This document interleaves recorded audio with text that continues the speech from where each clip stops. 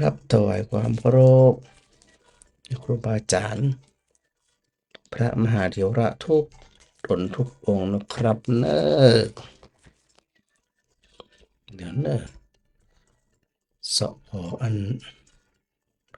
โหกตัวเองก่อนนะมัน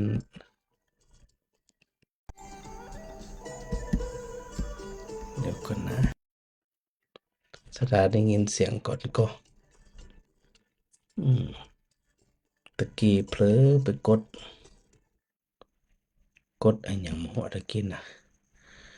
กดกำเดียวปะได้ไปหายแซบหายสอยก็เลยบ่มั่นใจว่าสถาได้ยินเสียงของจารย์พระครูหรือไม่นะตอนนี้ได้ออกอากาศไปแล้วแต่ว่าหาอัน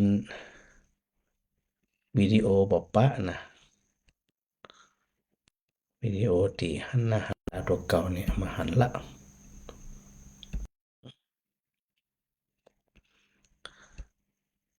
เดี๋ยวกันเนอะเสาะไปหาไปนะมันคงจะปะนะสถานะ วิดีโอหามปะหอ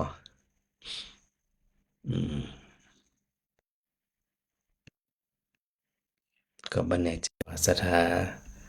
ได้ยินเสียงของหรือไม่เนาะตอนนี้เนาะตอนนี้กำลังเข้าอยู่น่าจะน่าจะได้ยินนะบ่แน่ใจเจ้าแม่สุนันทานมัสการเจ้าอาจารย์ดังปะออกอาจารย์ก็ออกด้วยเพลงก็ออกด้วยเจ้านั่อาน จารย์ไม่ได้ปิดนั่นแหละเดี๋ยวสักกำขอบคุณจัดหลายเจ้าเอาโมเสาะหาอยู่ว่าอันจะกดตังใดนี่นะ ตอนนี้ปิดเสียงเพลงละได้ยินก่อนเดี๋ยวนะแม่เปิดฟังอันนี้ดีละเจ้าโอเคเจ้าโอเคตัวเจ้าแล้วขอบคุณเจ้าแม่แก้ว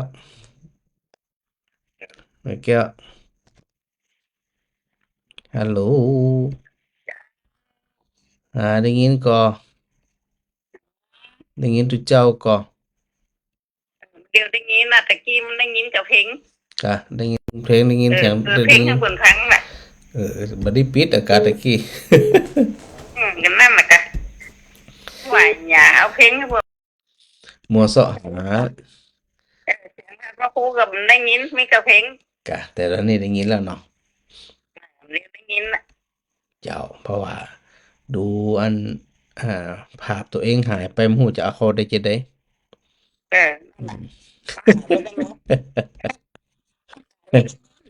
กดไปกดมาหมู่มันไปทางใด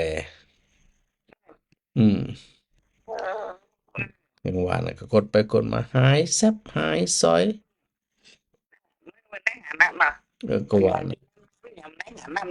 กำลังเซาะพออยู่เนี่ยน่าจะหันแล้วนะตอนนี้นะ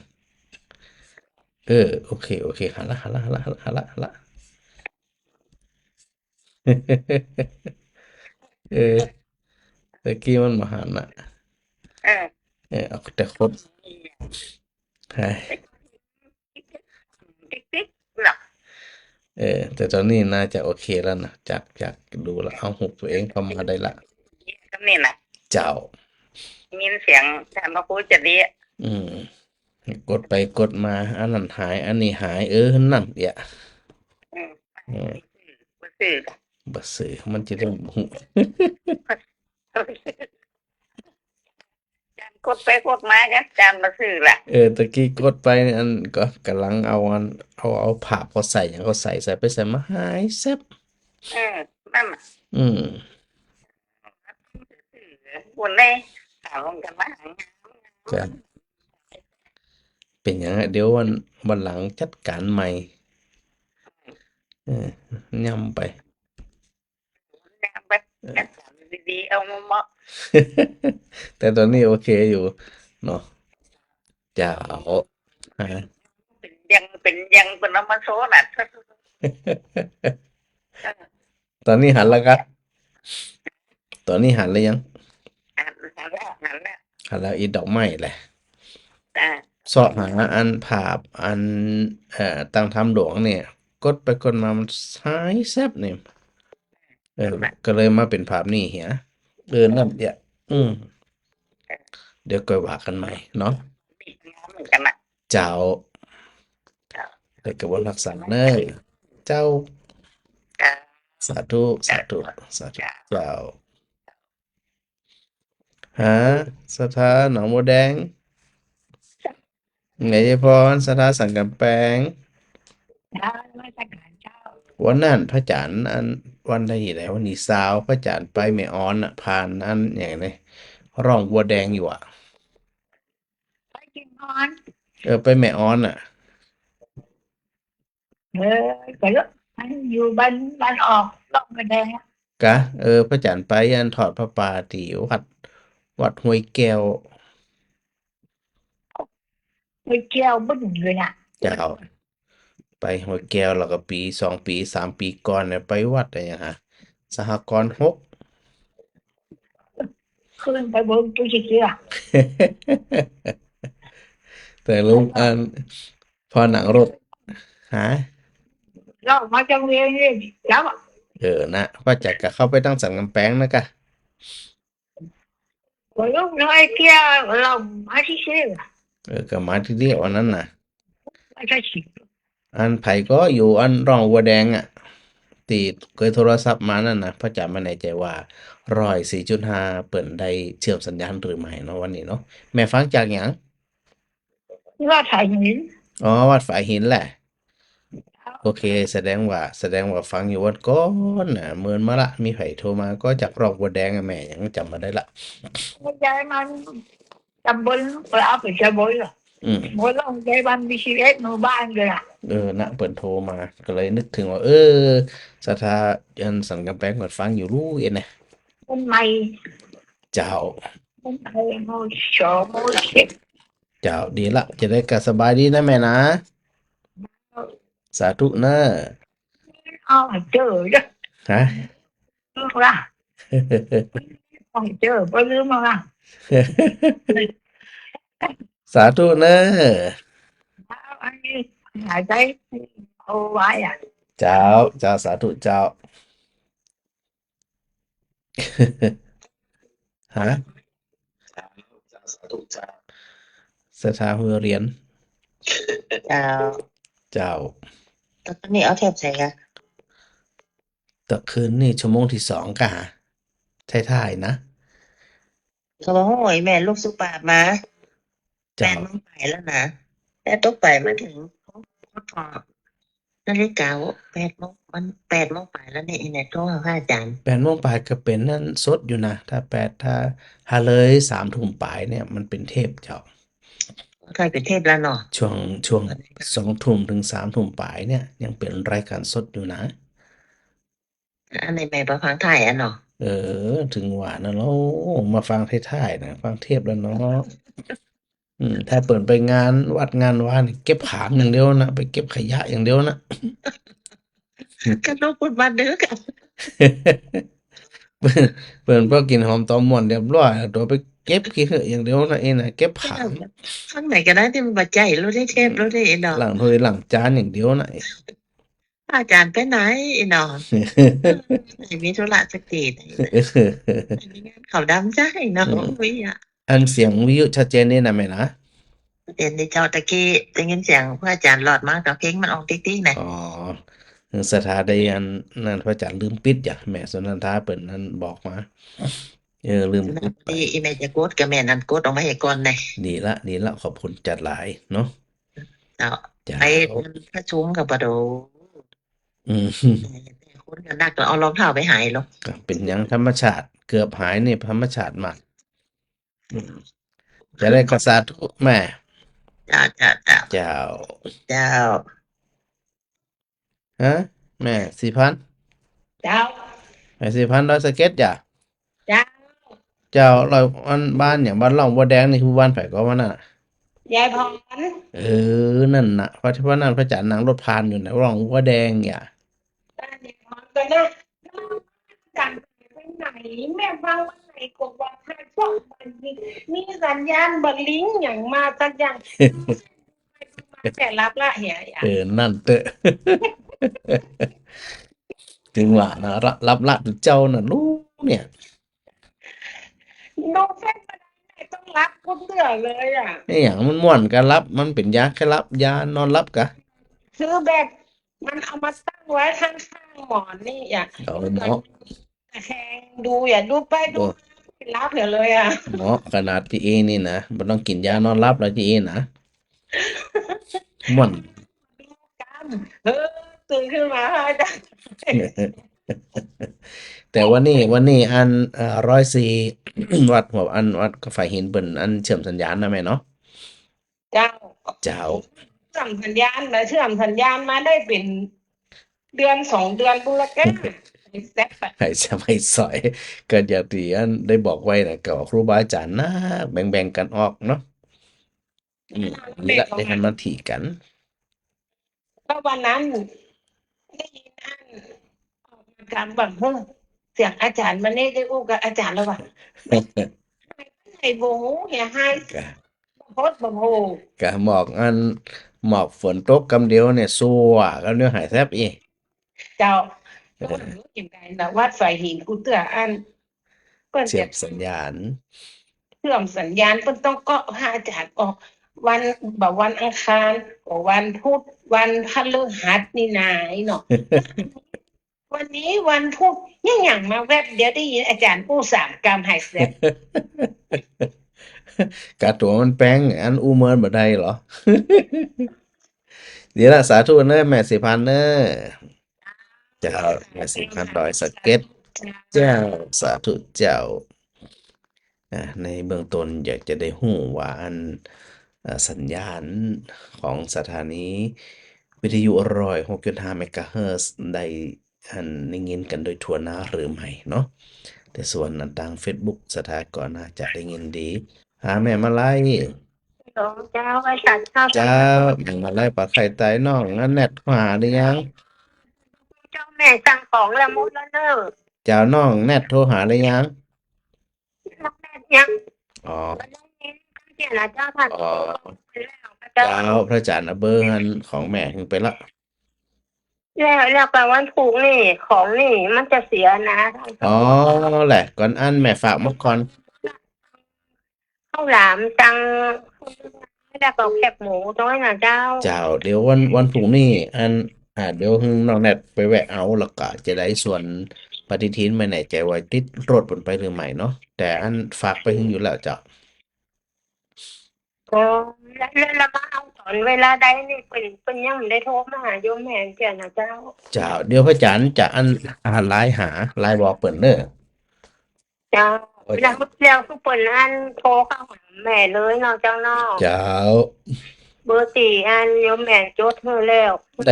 ได้ฮื้อไปเรียบร้อยแล้วเจ้าได้ฮื้ออันน้องแนทไปละ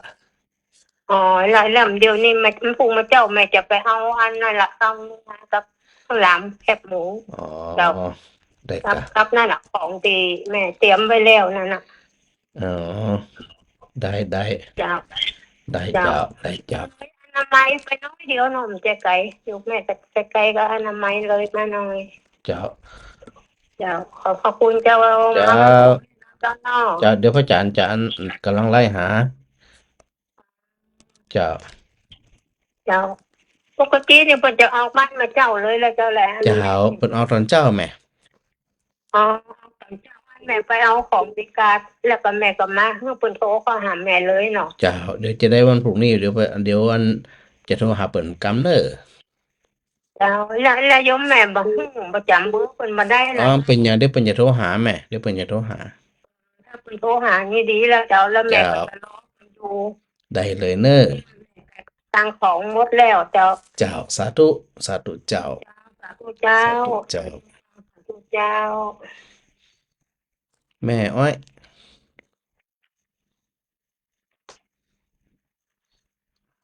เป็นไดเหียฮะนมัสการเจ้านะ เจ้าเจ้า แปลก หาหัวมึงเป็นแบบต้องกดมันหน่อยกะ นั่งนั่ง เออ เข้าพักไว้นี่ร้านเขาแรงเหมือนเดียวนี่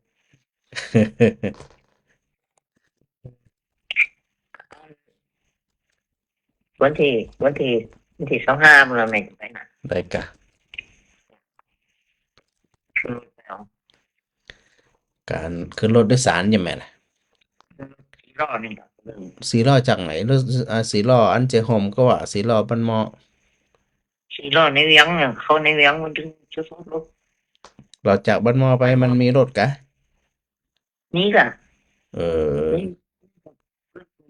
นี่เกี่ยวกับชุดรถนี่ กะ รถที่รอกันได้ถ้าแจกโฮมมาก็รถแจกโฮมมันก็ อ๋อเอารถเจโฮ มัน ม มาก็มันมอนั่นก็ จากรถเจโฮมนี่มันเหมือนเตือกกะ มันเหมือนกับ อืม มันมอที่รอมันแค่ใครนี้เดียวอะ เจ้าเจ้ามันอย่างเดียวนี้มันสมัยไปเดี๋ยวนี้ต่างคนต่างมีรถเนาะปรับไปตามนั้น มีรถเรามีแต่กล้าขี่คนในเวียง บ่ต้องไปละมันอายุหลายแล้วแหม่บ่ต้องไปเสี่ยงอย่างมัน เน้ออาศัยรถอันโดยสารไปเน้อแม่เน้อ แล้ว เจ้า ไป สาธุ โดยสารไปเอา เจ้าสาธุ ยังขึ้นรถโดยสารไปอ่ะ ดีละเดี๋ยวไปปากันพุ่นเน้อ เจ้า เจ้า มัน สาธุ มันเป็นใจกันแต่เจ้า สาธุเจ้า ก็เป็นอันว่าชัดเจนดีแล้วนะ อันสถาฟังแหมสักหนึ่งสายก่อนจะเข้าสู่การสนทนาธรรมกันฮะสถานะบัวฟังชัด วันจ้าเจ้า แจ้วละมะฮะครูนี่คืออย่างบ่เด้นี่ ฮะ ฟังอยู่ตลอด กะบ่ได้โทรมากะ ฟังตลอด เจ้าร ายการนี้บ่จบมันต้องทางจะรับจะนอนแล้ว บ่ได้รับหยังทุกเจ้ายังบ่ได้รับ จบจบ ฟังจบแล้วรับสบายอีกอืมรับหม่อนรับงานรับสบายเนาะ มีความสุขรับดีนอนดี จิตผลของจิตผ่องใส แล้วอันมาตั้งทำหลวงก่อนนะมาสะดวกก่อนนะไก่เห็นนี่ ท่านจะถามลูกสาวคนจะนอก เจ้าเอาสะดวกนะที่ถามถึงเอาลูกๆสะดวกเนอะ ให้ลูกสาวมีถ้าแม่จะไปหนูไปส่ง น่ะมาหูจักมันทุกเจ้า จะถามนิดหน่อยมันถึงจะได้จะว่าเขาจะดูถึงมาเดี๋ยวว่าทีหนึ่งทีสองอย่างอ่ะได้ยินเสียงคุณเจ้าที่ทำบ่อยเขาอ่ะมันปิดวิทยุจะทำกันมันได้ตื่น อืม ลูกพอปักกระตื่นแล้วกูคืนเลยอีแล้วเป็นสวดอย่างให้ไหมไร อ่ะ เป็นสวดอะไรอย่างบทอย่าง ก็บดอย่างกับได้ยินทีเนาะ อ๋อ ไว้บ่ได้เนาะ แล้วก่อนนอนแม่สวดมนต์ก่อน ทุกวัน อย่างนั้นแหละโอเคโหละคือตัวจิตเนี่ยนะแม่นะ เข้าลูกบ้านไกลคุณมาเนาะบ้านสว่างเนาะ เจ้าไกลกันก่อนนะ ลูกคุณมาแล้วก็มาสวดบ้านใหม่ไปแถอยากจะตื่นวันเลย ไกลกันก่อน มาพบไก่เกา ดาฟังแล้วเป็นจะได้ฟังอันตื่นมาแล้วได้ยินแล้วมีความสุขก็ว่าจะได้ก็ว่าจะได้บอกว่ามันน่ะมีความสุขนะตรงนี้ไอ้อย่างอย่ามาปองมาปานหัวใจเลยอ่ะ อืมโอ้โซโดยปกติเกิดแม่ตื่นตีเท่าไรอ่ะ โอ้คนตีหนึ่งตีสองก็ตื่นละ ตื่นนึง เวลากาละอยากจะจังว่าก ะแล้วรับกี่โมงรับ4 ทุ่ม แต่เท่าเขาทราบว่าคงจบแล้วบอกนะ แล้วตื่นตีหนึ่งยังมาฟังตื่นเนาะตื่นที่อีกถึงวันกะ คนเดียวมัน แล้วก็รับแฮมต่อก็ รับของมารับของ อันไม่ไรไม่ไรไม่ไรสบายไม่ไรสบายใจได้ว่าอันพระอาจารย์รับเผื่อเรียบร้อยละเด้อ ยังสบายใจ โอเคดีละเดี๋ยวพระอาจารย์อธิบายแต่นี่ตอนเนอแม่เนอเจ้าสา มัน ธุ หน้ามามันหน้ามาเอวแท้นะ ไต่ไปน่ะ มันต้อง ผักกัดจรกันใหญ่แล้วก็ผักกัดจรอ่ะ เป็นไงมาตองแล้วมันแบบแก้เดือน กะแม่อันดวนทำน้ำพริกอันน่ะก็มะเขือส้มพริกบกกอกมากับผักลวกล้ำด้วยเนอะ ไม่ได้ ตัววัน2 วันนี่กะ วันสองวันนี่มันจอนเด็กก็ เดี๋ยวว่างๆมันมาหับปัก อ่านก็จะบอก เจ้า มันจะบอกมาถ้ามันจอนแล้วนะก่อนไง โอเค สาธุเด้อ เจ้า เจ้าสาธุสาธุตั้งหน้าไปกินผักกัดจรอันเนี่ยก็ห่างชัดปุ้นกันนะจิใกล้ๆนะปัตตะละละ ไอ้ใจใกล้ๆเลย ที่แม่ถามเนี่ยแม่ไรถามเมื่อกี้นี่นะว่าตื่นมาแล้วมักจะได้ยินเสียงสวดมนต์เนาะเสียงสวดมนต์ก็เลยถามว่าอันสวดมนต์ประจำหรือไม่เปิดมี2 บ้านนะสวดบ้านปุ่นแล้วบ้านมานอนที่แฮมบ้านหนึ่งก็สวดก่อนนอน อันนี้เนี่ยตีพระอาจารย์ถามต่อว่าแล้วตื่นแล้วได้ยินเนี่ยมีความวิตกกังวลหรือว่ามีความสุขแม่ก็มีความสุข ได้อูอยู่เสมอเนาะสถานะว่าสภาพจิตของคนเฮาเนี่ยถ้ามันได้แนบชิดอยู่กับสิ่งใด มันก็จะไปแนบชิดอยู่กับสิ่งนั้นเปิดห้องว่าอาจินนะจิตอาจินนะกรรมคำว่ากรรมนี่ไปลืมนะบางทีหมู่เฮามักจะไปเข้าใจว่ากรรมเนี่ยมันเป็นเรื่องบดีมันเป็นกรรมปัจจัยกรรมเป็นคำกลางๆบดีบ่เสีย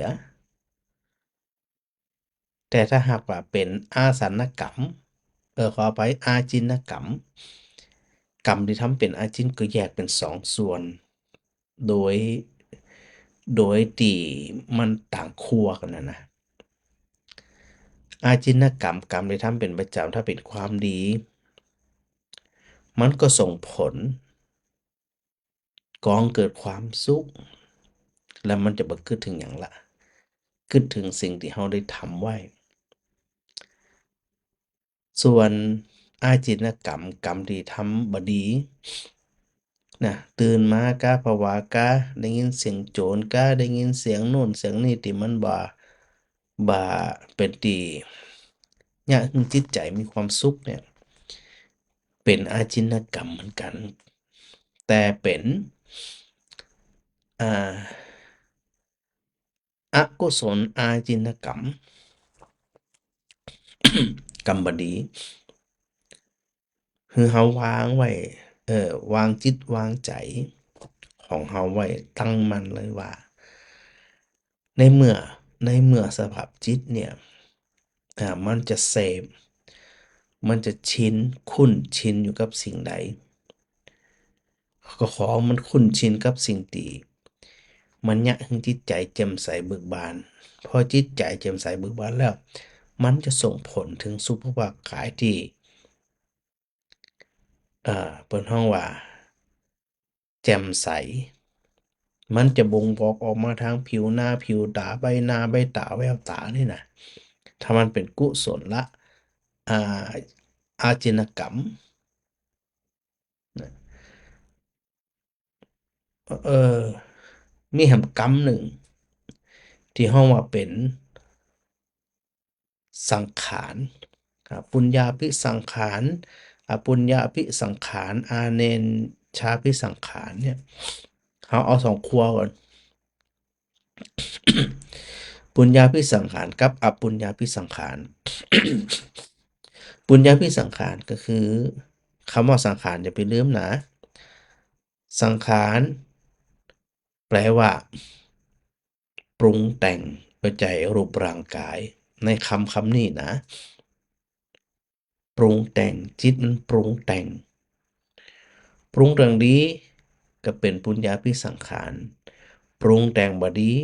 ก็เป็นอปุญญาภิสังขาร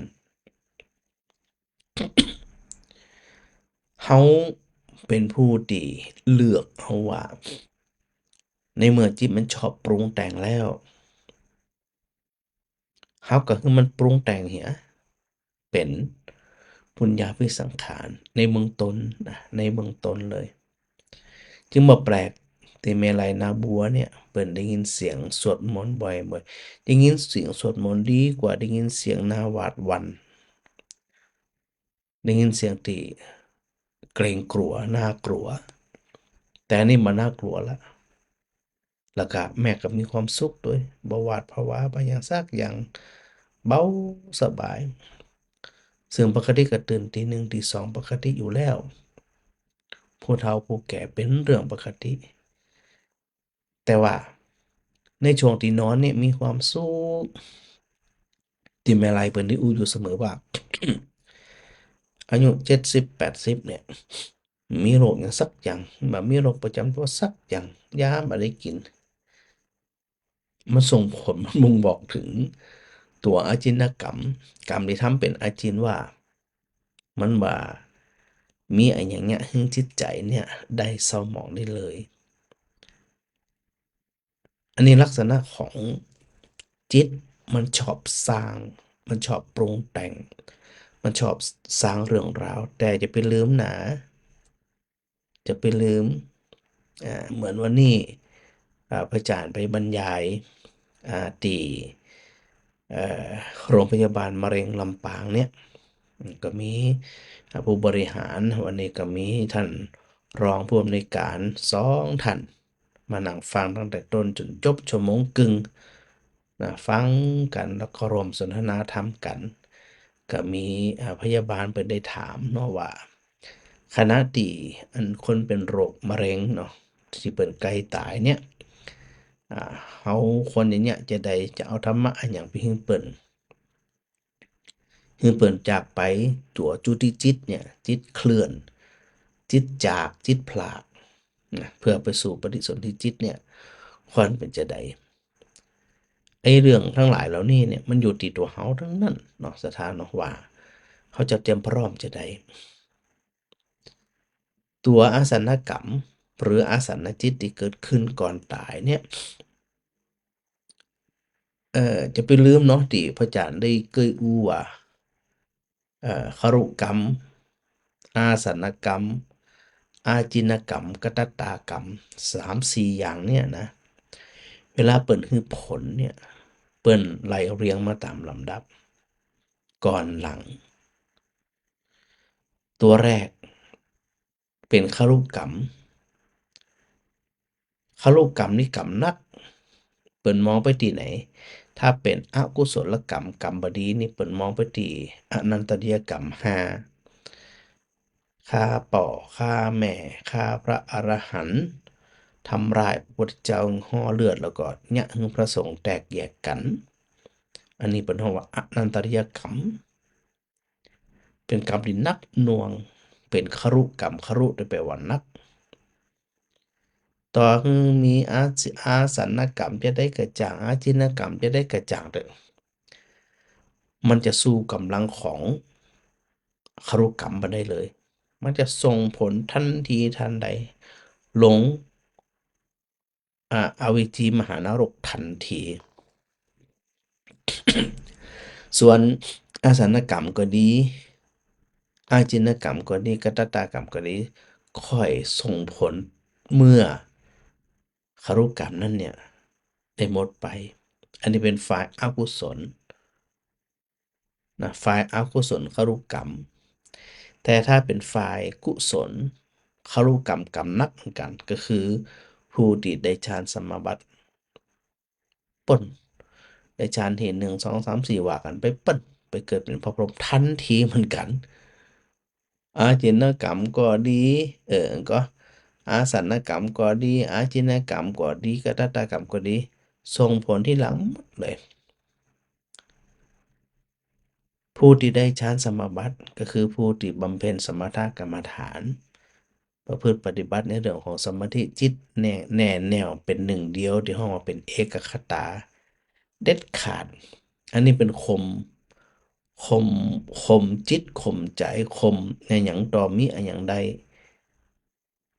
บางท่านมีฤทธิ์มีเดชอันเกิดจากจิตที่มีพลังที่ห้องว่าเป็นพลังจิตนี่นะเนี่ยมาส่งผลทันทีเลยสภาพจิตที่เข้มแข็งแน่วแน่เนี่ยมันจะส่งผลเพราะอย่างเพราะ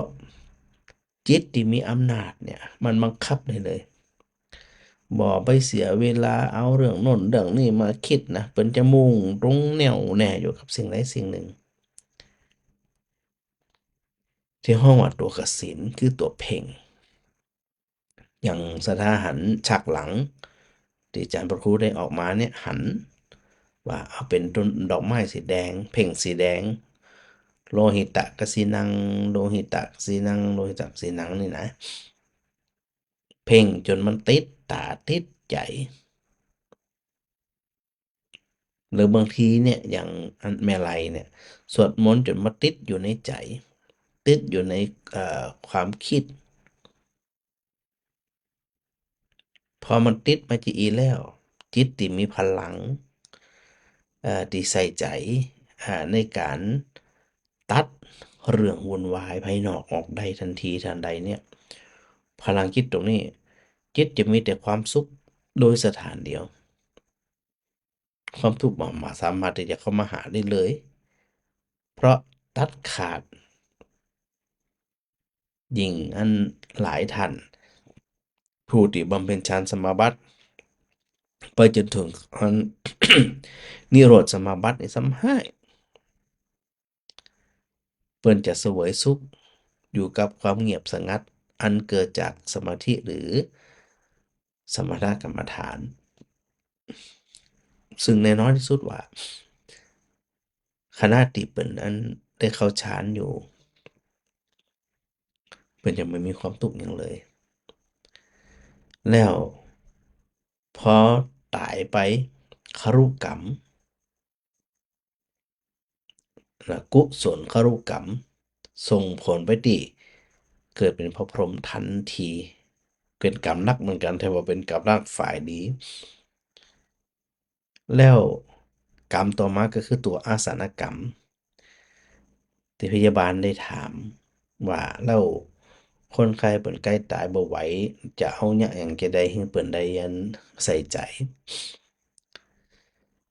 โดยภาวะสุดท้ายแล้วเนี่ยนะสถานะมันจะเอาหยังแล้วสำหรับบางคนอย่างปุถุชนเฮาทั้งหลายเนี่ยทำดีผ่องทำบ่ดีผ่องชื่นชมคนอื่นผ่องด่าคนอื่นผ่องแจ้งคนอื่นผ่องนินทาคนอื่นผ่องจิปาถะตัวอาสนกรรมหรืออาสนจิตมีโอกาสส่งผลเพราะหยังเพราะว่าคนที่เปิ่นใกล้เสียชีวิตนั่นเนี่ย มีจำนวนบ่น้อยนะมีความทุกข์ทนทรมานอันเกิดจากถูกบีบคั้นด้วยโรคภัยไข้เจ็บจวนตาย คนที่ทำงานคุณงามความดีมายังมาเปรอะปะเต๋อแต่ถูกความทุกข์ความเจ็บไข้ได้ป่วยเขาบีบคั้นแล้วเปิ่นอยากจะได้เพิ่นฮ้องว่าหลงจิตมันหลงมันบ่คิดถึงความดีสักอย่างอะคิดถึงอันความเจ็บปวดอย่างหนักหน่วงเนี่ยกำลังบีบคั้นอยู่เกิดทีนี้ตัวอาสนกรรมจะถึงมีประโยชน์ อย่างที่มีตุเจ้าไปโปรดบางคนเปิ่นยังหันอยู่ก็หันผ้าเหลืองซึ่งเป็นสัญลักษณ์ของบุญหรือผู้ป่วยหลายคนมื้นตาบ่หันหยังแล้วแต่อันโสตประสาทคือหูเนี่ยยังได้ยินอยู่ก็ไปกระตุกไปกระตุกกระตุ้นเตือนให้เปิ่นได้ระลึกถึงความดีที่เปิ่นได้ทำไว้นึกถึงเลย นึกถึงหยังกึดหยังบ่ได้พุทโธไว้เน้อพุทโธอ๋อนี่เปิ่นเคยประพฤติปฏิบัติมาก็เปิ่นก็นึกถึงได้เลยเนาะอ๋อพุทโธพุทโธพุทโธพุทโธถ้าอันกรรมบ่ดีนักกว่ากรรมดี แต่ตัวอาสนกรรมส่งผลก่อน เปิ้นก็จะไปเสวยสุข7วัน พอวันที่8เมื่อใดนั่นล่ะ อาจินกรรมจะมาเสวยมาอันอ่ามาสนองแล้วไปส่งไปอาจินกรรมนั่นเผลอๆคนทำคุณงามความดีไปสู่ดีๆแล้วสุขสมรยภพแล้วอันเกิดจากอาสนจิตอาสนกรรม พอเลยวันที่7วันที่8เปิ้นก็ไปเสวยผล ก็คือสุคติสัมปรายภพเพราะเปิ้นได้ทำเองอย่างเองอ่ะเปิ้นได้เสวยของเปิ้นเอง แต่ว่าตัวอาสนกรรมเนี่ยบ่ได้เกิดขึ้นง่ายๆต่อหึงทุเจ้าไปสุขสู่ไปปั่นป้อนไปให้ระลึกถึงนี่นะคนบ่เคยทำเนี่ยมันสิกึดได้กึดตึงบ่ออกกึดตึงบ่ได้อืมที่ใดมันกึดบ่ได้มันจะไปส่งผลถึงในเรื่องของอาจินกรรมปุ้นก็มันบ่เคยเนี่ยมันจะกึดจะได้อย่างคนบ่เคยไปที่ไหนอะบ่เคยไปไหนอะบ่เคยไปเมืองใดเมืองหนึ่งบ่เคยเลยนะเปิ้นบอกว่าคิดไว้เน้อเมืองนี้เน้อเมืองนี้เน้อคิดได้ก็ยากมากเลยเพราะว่าตัวเองบ่เคยไปเหมือนกันตัวอาสนกรรมเวลาส่งผลเนี่ยส่งผลง่ายที่สุดก็คือคนที่เปิ้นทำมาโดยตลอดนะโดยทั่วไปเนี่ยหมู่ลูกหลานก็มีความปรารถนาดีเนาะอย่างน้อยๆก็ไปกระตุ้นเตือนให้เปิ้นที่อันได้คุณงามทำคุณงามความดีแต่คนที่ทำบ่ดีมาตลอดชีวิตนั่นตัวอาสนกรรมจะฮึกึดดีเนาะกุศลอาสนกรรมกุศลอาสนจิตเกิดขึ้นคือมันดีบ่ได้เลยเพราะมันบ่เคยทำเนี่ยถ้าจะไปอันดูดายหลายๆเรื่องนะ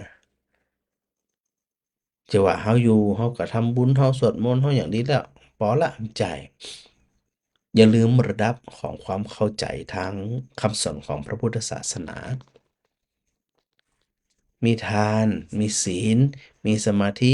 มีปัญญาต้องยกระดับความเป็นชาวพุทธที่มีแต่ความเจริญก้าวหน้าใด ซึ่งวันก่อนพระอาจารย์พระครูก็ได้นำปาสถาญาติโยมทั้งหลายได้อู้เรื่องหยังได้อู้เรื่องของลักษณะของโคลักษณะของคนเลี้ยงโค11ประการที่บ่ประสบความสำเร็จแน่ๆเลยตึงบ่ประสบความสำเร็จนะแล้วก็ได้ว่ามาถึงตอนไหนละบ่ฮู้จักหนทางมันก็โหบ่ฮู้จักหนทางอันคนเลี้ยงงัวบ่ฮู้จักหนทางแล้วจะพาโคไปทางใดอะมันก็บ่ได้ฮู้เรื่องฮู้ราวถ้าในทางพุทธศาสนาที่พระพุทธเจ้าตรัสเปรียบเทียบว่าทุกเจ้าก็ดีสถาก็ดีถ้าบ่ฮู้จักหนทางนั้นจะบ่มีความเจริญในพระธรรมวินัยเป็นอันขาดซึ่งการรู้จักต่างก็คือมรรคาอันหยังคือมรรคอริยมรรคมีองค์8ที่ได้ไหลไว้วันก่อน สัมมาทิฏฐิสัมมาสังกัปปะสัมมาวาจาสัมมากัมมันตะเนี่ยไล่ไปด้วยหนทาง8ทางนี้เท่านั้นที่นายโคบาลผู้เลี้ยงโคก็ดีที่เปรียบเทียบเหมือนพุทธเจ้าเหมือนอตุเจ้าเหมือนสถาต้องประพฤติปฏิบัติในอริยมรรคมีองค์8 2ข้อสุดท้าย3ข้อกะเหลือ3ข้อนะตะกี้อู้ถึงเรื่องกรรมไว้นะกรุกรรมอาสนกรรมอาจินกรรมแล้วก็กตตากรรมนะเดี๋ยวไปว่ากันนะจากนั้นเนี่ยได้อู้ถึงมาถึงคำว่าบ่อันบ่ฮู้จักบ่ฉลาดในโคจรก็คือหนทางที่จะต้องวิถีชีวิตการดำเนินชีวิตเนี่ยถ้าบ่ฮู้จักเลยมันก็ไปบ่รอดบ่มีความเจริญงอกงามในพระธรรมวินัยบ่มีความรู้มีความเข้าใจหาจิตจิจะมีความสุขสบายสดใสเบิกบานบ่ได้เลยถ้าตุเจ้าก็ดีศรัทธาก็ดีบ่ฉลาดทางโคจรคือ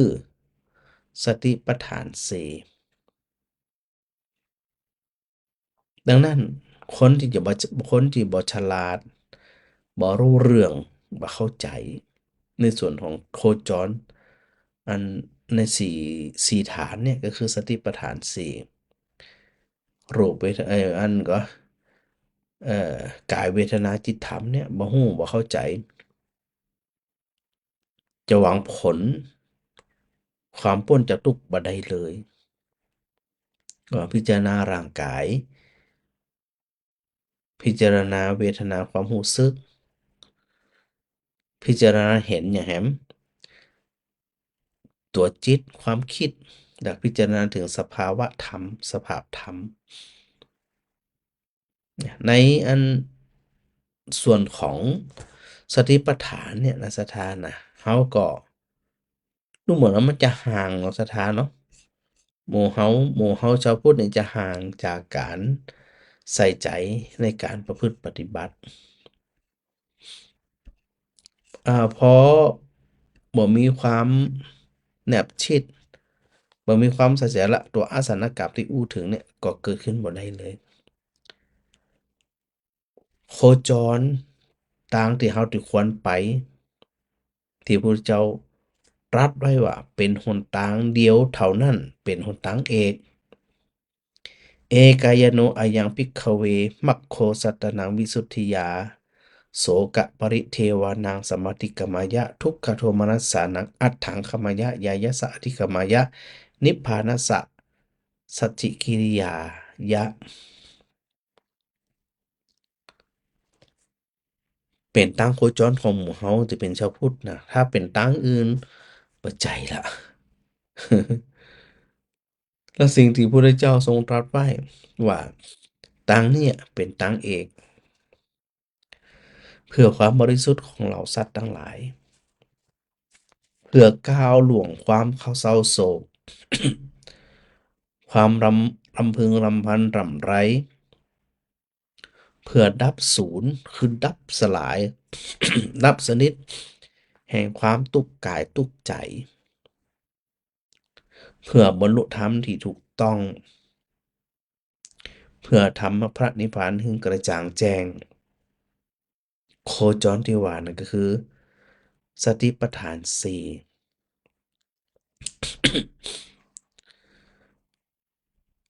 เราจะเข้าไปใส่ใจซึ่งพระอาจารย์ก็ได้นำพาสถานทั้งหลายเนี่ยได้แตะอยู่บ่อยๆแต่ว่าบ่ได้เข้าสู่อันการประพฤติปฏิบัติอย่างจริงจัง โยมวราพรถ้าจำผิดนะมันก็ที่โยมซุปตุ๋ยเนี่ยนะ รอพระอาจารย์นำปฏิบัติจนป่านนี้ยังไม่ได้จัดเดือนะแล้วก็เดี๋ยววันที่4ที่5นะ4ที่5วันที่4เนี่ยเย็นวันที่4จะมีตุเจ้าเนาะจำนวนราวๆ10 ตนเนี่ย เปิ้นก็จะมาพักที่วัดอุทุมพรนี่นะแล้วก็เอากรดมาปักเลยปักกรด แล้วก็ช่วงเจ้าวันที่ธันวามกราเนี่ยนะจะถึงเนี่ยจะบิณฑบาตในส่วนของหมู่บ้านตะเดือไปทุกซอยพอเราก็มาฉันในบาทเนาะฉันในบาทเสร็จเรียบร้อยก็จะเดินทางประมาณสัก8-9 โมงโดยประมาณเพิ่นก็จะเดินทางแบบเดินธุดงค์จากวัดอุทุมพรเป็นจุดเริ่มต้นเดินไปทางแม่เมาะแล้วก็เข้าแปะเข้าอุตรดิตถ์พจน์สุโขทัยเป็นโครงการของวัดอุทุมพรนะก็เลยมอบหมายให้ท่านนราธิเบศรท่านเบนซ์นะเป็นผู้ที่จัดการในเรื่องเอกสารในเรื่องอย่างต่างๆพากันไป ส่วนพระอาจารย์เนี่ยบ่ได้เดินไปตลอดนะฮะเนื่องจากว่าจะต้องมีภาระหน้าที่เรื่องวัดวาเรื่องของการทำงานมหาลัยสงฆ์นะซึ่งจะต้องเตรียมในส่วนของการปฏิบัติวิปัสสนากรรมฐานของนิสงส์นครลำปางตัวที่จะมีขึ้นวันที่12ถึงวันที่21นะเพิ่นจะเดินกันประมาณสัก10วันกะ10 วันแล้วก็วันสุดท้ายก็จะรถตู้ไปรับจากสุโขทัยกลับมายังลำปางนะดังนั้นเนี่ยอันนี้ประกาศเชิญชวนเนาะศรัทธาท่านใดที่จะสะดวกเนาะโดยเฉพาะสถาบันตะเดือนะฮะตำบลพิชัยเฮานี่หรือศรัทธาในเขตตำบลพิชัยที่ไกลๆนะมันไกลเรือนเคียงทุกคนเนาะถ้าสะดวกก็มาใส่บาตรวันที่5นะเจ้าวันที่5อ่าเจ้าพระครูก็จะพาเดินมาประมาณสัก6 โมงครึ่งเป็นต้นไปเดินไปโปรดศรัทธาญาติโยมวันที่5นะจากนั้นก็ส่งพระถึงโมดเนี่ยเพิ่นจะเดินธุดงค์แบกรถเดินธุดงค์ไป ก็ถือว่าเป็นการฝึกฝนความอดทนตัวเองเป็นการโปรดศรัทธาญาติโยมตัวอย่างตัวเองเปิดห้องว่ามีกุศลเจตนา มีความคิดดีๆ อาจารย์ก็สนับสนุนไปก็ช่วยดูแลในหลายๆด้านแทบจะทุกเรื่องนะในกรณีที่มันขาดตกบกพร่องจะใดนะเพราะว่ายังมีเวลาอยู่พอสมควรเนาะอันนี้ได้บอกศรัทธาญาติโยมไว้นะคนใดที่จะมีความสะดวกมีความพร้อม ก็ได้ถามเรื่องรองเท้าเรื่องเกือบแตะเนี่ยนะที่เพิ่นจะเดินเนาะถ้าไปเดินโดยที่บ่ใส่เกือบนี่ก็ดูกระไรอยู่มันไกล ก็คือเบิ่นก็ได้ถามข้อมูลอย่างต่างๆแล้วก็ก่อยเก็บรายละเอียดอย่างกันไปต่างๆ อันนี้ได้บอกศรัทธาญาติโยมไว้เนาะแล้วก็ทางโคจรทางโคจรที่พระเจ้าได้ตรัสไว้ว่าควรเดินถ้าบ่เดินนี่ก็บ่ต่างอันหยังกับคนเลี้ยงโคที่บ่ฮู้เรื่องบ่ฮู้เรื่องฮู้ราวสักอย่างนี่นะคือเฮาต่างทั้งหลายได้ใส่ใจในเรื่องของการเอ่อ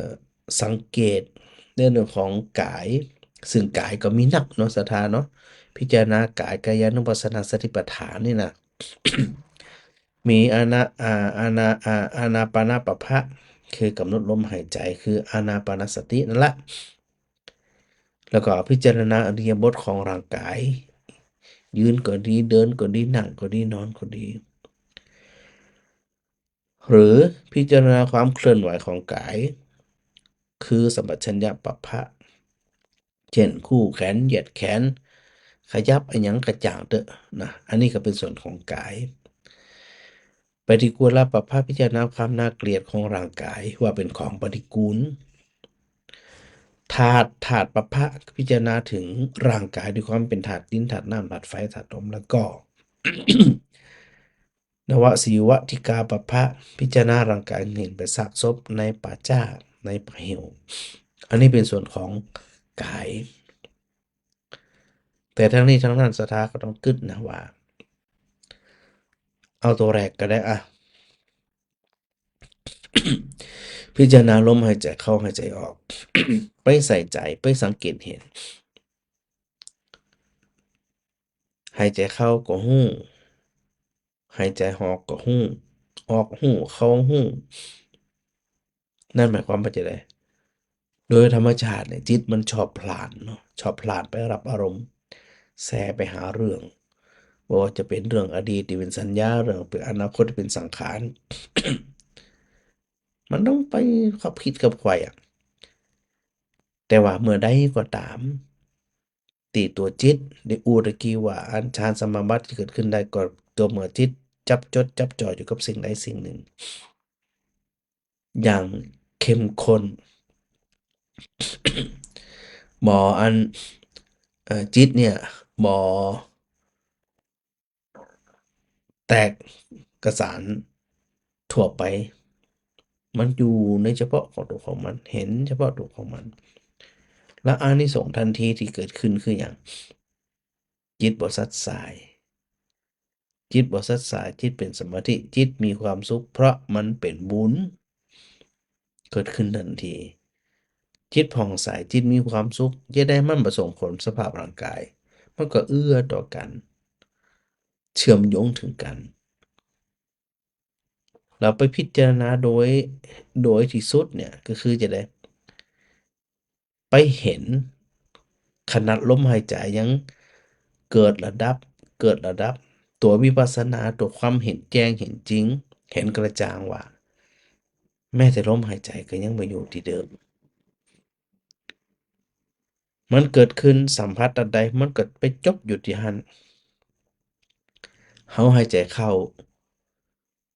มันผ่านดีอันจมูกพอมันผ่านจมูกมันจะอยู่ที่จมูกอย่างเดียวก็ไม่อยู่ละขณะหายใจเข้าเนี่ยตัวออกซิเจนก็เข้าไปจนปอดจนสุดที่มันจะเข้าไปได้ลมหายใจจะไปอยู่ตรงไหนผ่านตรงไหนตัดหันมันก็เพียงแค่ผ่านเกิดขึ้นแล้วดับไปเกิดขึ้นแล้วดับไปพอไปใส่ใจเพ่งพิจารณาเห็นแต่มันเกิดดับจีเนี่ยนะด้วยสติอันมั่นคงนี่นะจิตมันก็จะคลายความยึดมั่นถือมั่นเพราะความจริงปรากฏว่ามันมีสิ่งใดที่จะต้องยึดถือสักอย่างเลยยึดถือไปก็ตุกเปล่าเพราะมันบ่มีอะไรอย่างมายึดถือมันจบไปแล้วที่ว่ามันเฮารู้สึกว่ามันยังบ่จบเพราะสังขารจิตมันปรุงแต่งว่ามันยังอยู่แต่เป็นตัวใหม่แล้วนะไม่ใช่ตัวเก่าตัวเดิมแล้วนะเนี่ยพอศรัทธาใส่ใจไปละเอียดเข้าละเอียดเข้าละเอียดเข้าเห็นชัดเข้านี่แหละเป็นถึงห้องว่าเป็นผู้ฉลาดเป็นคนเลี้ยงโคที่ฉลาดเป็นพุทธบริษัทที่ฉลาดในการรู้จักทางโคจรก็คือทางดำเนินชีวิตของตัวเองสืบต่อไปเนี่ยอันเนี้ยก็ค่อยว่ากันทีละน้อยนะศรัทธาน่ะจะไปเร่งซึ่งอันพระอาจารย์พระครูบ่เคยเร่งศรัทธาเลยก็ให้ฟังกันไปก็ให้พิจารณากันไปก็ให้ใส่ใจกันไปแล้วมันมีความสุขมันก็มีความสุขอันเนี้ยก็จึงปาศรัทธาได้ร่วมสนทนาธรรมกันเนาะแม่มาลีขนมไทยนะแม่นก็น่าจะแม่นนะแต่คันแรกนะถ้ามันก่อนหน้านั้นก็ว่ากันไปนะถ้ามันนะอันนี้แจ้งข่าวมาว่ามันเป็นเพลงตัวนี้ดับแล้วขอบคุณจัดหลายปีอันบอกคำมิชัยวงศ์ได้ยินแต่เสียงไม่เห็นภาพมาตอนนี้น่าจะเห็นแล้วเนาะแม่อุไรเวียงป่าเป้านะแม่อุไรกันกองเวียงป่าเป้ารับชมรับฟังอยู่สาธุโดยฉากหลังเย็นตาเย็นใจดีนะเอาภาพมาจากอินเทอร์เน็ตเนอะแม่สมควรใจน้อยเนี่ยกลับสาธุแผ่พิสมัยสีเทพทำรงเพราะกรุจิตตามธรรมะยามดึกอยู่เนอะอาจารย์พระครูเนาะพัทรเดช แก้วยานะโอ้พระธรเดชนะอาจารย์ดรเอนะเปิ่นไปอยู่ปุ่นเป็นลูกศิษย์ของพระอาจารย์นี่ละเปิ่นไปอยู่วันระยองโรงเรียนก็ปตทนะฮะเปิ่นไปอยู่ปุ่นเนาะก็เป็นลูกศิษย์ลูกหาเป็นโรงเรียนเปิ่นว่าเป็นโรงเรียนอันสาธิตของปตทเปิ่นแล้วก็มีอันลูกหลานนะละอ่อนจากตาเดือเนี่ยไปสอบก็สอบติดคนหนึ่งเหมือนกันนะชื่อน้องเกมกับน้องเกมหรือน้องเจมนี่แหละนะเป็นคนที่เห็นเก่งอย่างเก่งอย่างไรก็ฝากดูแลละอ่อนเนอร์ จากดรพัทรเดชสาธุนะได้ทักทายมา แม่กับสีขันแก้วนะสาธุสาธุแม่สมจิตอินทรวิจิตรนะชัดเจนนะแม่บัวตองอินสุวรรณชัดเจนดี แม่เทียมฟ้านะฉากหลังดูชุ่มชื่นดีเนาะ สาธุโยมความสุขนะการนมัสการมาแม่เพ็ญแม่เพ็ญกราบฟังเจ้าแม่มาลี เจ้ากราบนมัสการเจ้าค่ะหลวงปู่ เจ้า โยมแม่ไม่เรื่องจะถาม2เรื่อง 2 เรื่องถามเรื่องเขาแล้วย่อมได้ตอบเตียนนะนี่ จะถามเรื่องตั้งธรรมหลวงเจ้า เจ้าได้เลย วันที่25นี่จะทำมาไล่ต้นมาไล่ป่ายแล้วก็เริ่มสวดกันแหลกคาถาพันธ์ไปเลยแหละเจ้า เจ้าเริ่มตั้งแต่ตอนเจ้าเปิ้นน่ะไปกว่าจะจบกับบัดแลงมันน่ะเจ้า แล้วก็วันที่26ก็ต่อพันเลยแหละเจ้า เจ้าวันที่26ก็ต่อทำเกิงหนึ่งก็ปีนี้จะแล้วเร็วหน่อยหนึ่งบ่ถึง 2-3 ทุ่มเหมือนเดิมละอาจจะ5-6 โมงก็จบแล้วเจ้า เดี๋ยวอันโยมแม่ก็ฉันนี่จะเป็นวันเดียวเนาะ ถ้าไผอันกึดจะไป2 ทุ่มนี่ไปเก็บภาพอย่างเดียวนะเก็บเต้น ตีเฮาญาทีเดียวแล้วแต่การแหลกจนถึงที่3นั้นมันแล้วขำเนาะ เจ้า อันนี้ก็มาแบ่งเกิงหนึ่งวันที่25เกิงหนึ่ง26เกิงหนึ่งเจ้าจะได้สบายหน่อยเป็นกลางวันเนาะ แม่สถานได้เหมาหมด2 วันกันนะ แต่จะได้พระจากอยู่หันอยู่แล้วเจ้า2 วันขำไปไหนอ่ะเป็นอยู่หันอ่ะ เดี๋ยวแล้วเรื่องที่2โยมแม่ว่าวันที่5ที่พระธุดงค์จะมาตั้งแม่หม้อฟดเมียง8ฟดบ้านหัวเสือกับเจ้า บ่น่าจะพดทั้งพุ่นกาเจ้าเพราะมันไปตางเส้นใหญ่นี่แหม ตั้ง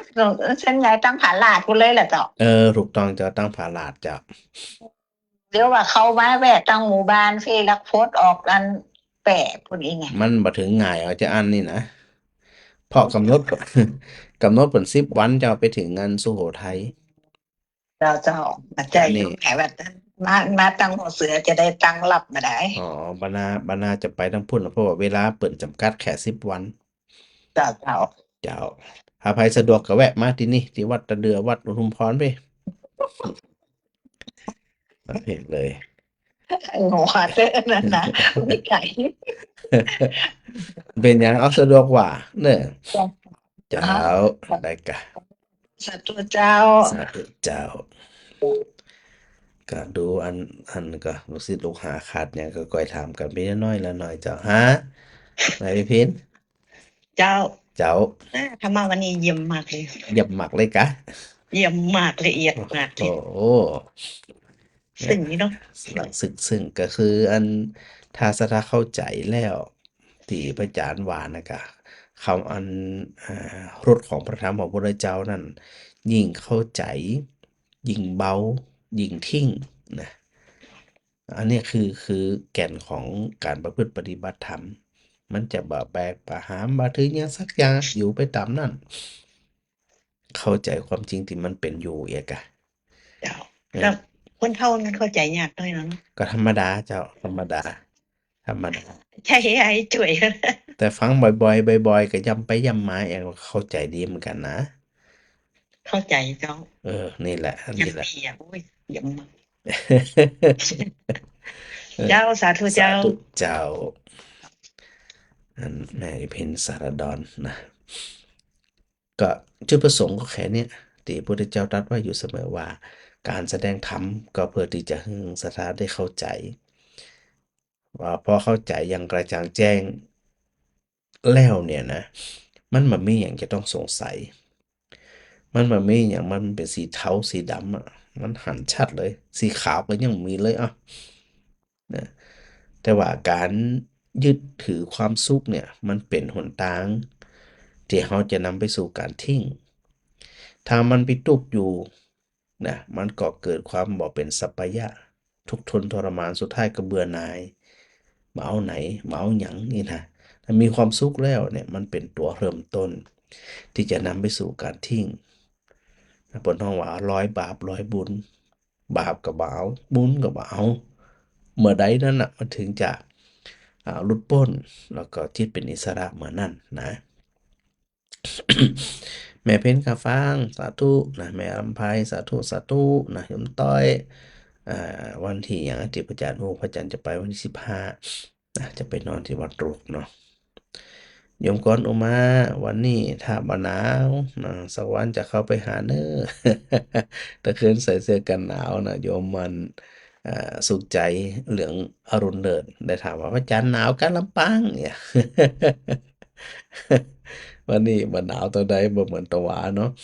แม่จันเป้งปัญญารักษาสาธุโดยแม่สุนันทากาดีนะสาธุสาธุแล้วก็แม่อัญชันมงฉันเงิน ส่วนโทรศัพท์ที่สถาถูโฟนอินเข้ามานั่นได้รับผ่องบ่ได้รับผ่องก็จะไปว่ากันเนอะเนื่องจากเวลาตัวบางทีสายมันซ่อนกันตัวนี่นะว่าไปจำนั่นนะสถานะต้านผ่องบ่ต้านผ่องก็เป็นหยังแต่ด้วยสาระที่ได้อู้ถึงอยู่เสมอเนี่ยนะเป็นสิ่งที่เฮาตั้งหลายที่จะได้น้อมนำมาประพฤติปฏิบัติกันทุกวันเนอะจะได้ก่อของศรัทธาอยู่ดีมีสุขนะบุญรักษากูคูกูขนนะจะปรารถนาสิ่งใดก็สมความมุ่งมา่ปรารถนาครับแห่มหนึ่งสายเจ้า เจ้า เจ้า โอ้นี่เป็นเจ้าอูปากนักค่ะนะแต่ว่ากับปากนักเนาะมันชื่นใจมากเลย2 วันมานี่นะ เจ้า ชื่นใจมากเลยได้ข้อคิดได้อย่างไรอย่างมันใกล้ตัวมากเลยมันหันเห็นภาพเหตุการณ์เลยมัน แต่ว่าก็ซึมเศร้าเนาะ แม่น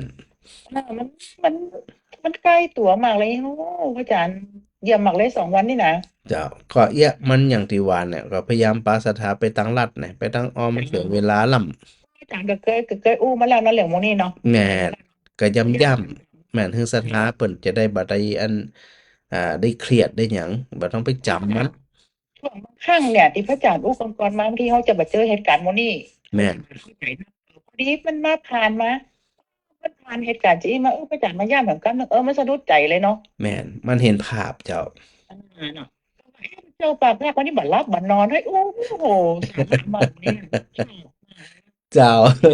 จะให้กำลังใจนะพระอาจารย์ สาธุ มาก สาธุเจ้า เดี๋ยว เจ้า ไปดีได้นะ เจ้าสาธุ เด้อในวันนั้นเจ้า สาธุสาธุเจ้า น้ำพริกนั่นแหละล้ำ กันก็มันชีวิตของพระเจ้าก็จะประมาณเนี้ยนะกับเขาวกับป่าในส่วนมากจะเป็นพักเป็นน้ำพริกเป็นปลาเป็นเกณฑ์ตอนนั้นก็ปกติเนาะซึ่งก็ทำเป็นเยอะนะ เดี๋ยวอันเหมือนเดิมเนาะชั่วโมงที่2อาจารย์ก็จะนำเทปเขาลงมาเราจะไปลืมหนางานตั้งธรรมหลวงสถานท่านใดสะดวกเนาะไปรวมกันวันที่25 26ที่ศาลหลักเมืองที่หลวงปู่ดำเนาะหน้าวัดบุญยวาสวิหาร แล้วก็อันยัง ยังเปิดรับอยู่ในเรื่องของเจ้าภาพโรงทานนะไม่ว่าจะเป็นไข่กาข้าวสารกาหรือว่าน้ำมันพืชกาเพื่อที่จะเอาไปดูแลเลี้ยงดูปูเสืออันพอออกไม่ออกถือเป็นมาฟังทำกัน วันขำนี่นะ จะมือได้หิวกันเลยแหละดูแลกันเนาะเพราะว่าผู้ที่ใส่ใจในการประพฤติปฏิบัติธรรมก็ย่อมดูแลกันนะได้ถึงบุญได้ถึงกุศลได้ถึงเป็นผู้รับได้ถึงเป็นผู้ฮื้อนะผู้รับก็คือเขาไปกินไป อ่ากินไปต้านกันนะได้ถึงกินถึงรับถึงรับนี่นะเดี๋ยวก็สถาจะได้สะดวกก็ว่าไปทำนั่นนะส่วนพรุ่งนี้จะไปตังบันแหลงสิบิดาปุ่นท่านเบนเปิ่นก็ได้บอกประจานว่าอืม สถาเปิ่นจะได้นำวัตถุดิบนะไปรวมตั้งโรงทานตัวยแต่เดี๋ยวหึงอันตุเบนเปิ่นประสานงานอยู่เนาะถ้าประจานมาได้มาไปด้วยตัวเอง ก็จะถึงตัวเบนนั่นละไปเป็นตัวแทนถึงศีลถึงปอนกับสถาถึงบ้านถึงจองเนอะแต่ถ้าพระอาจารย์มาติดไอ้หยังก็จะแวะเวียนไป ตั้งมันแรงทางสิบิดาโดยเนาะน้องพูดก็ว่ากันเนอะบุญรักษาบุญกรรมบุญจูกันกูคนที่ลืมมาได้ก็ต้องกราบขอบพระคุณครูบาอาจารย์ทุกตนเลยนะครับ ที่ได้มีเมตตาแวะเวียนมาฟังกันเป็นระยะนะครับเนาะก็ต้องกราบขอบพระคุณเป็นอย่างสูงนะครับเนอะ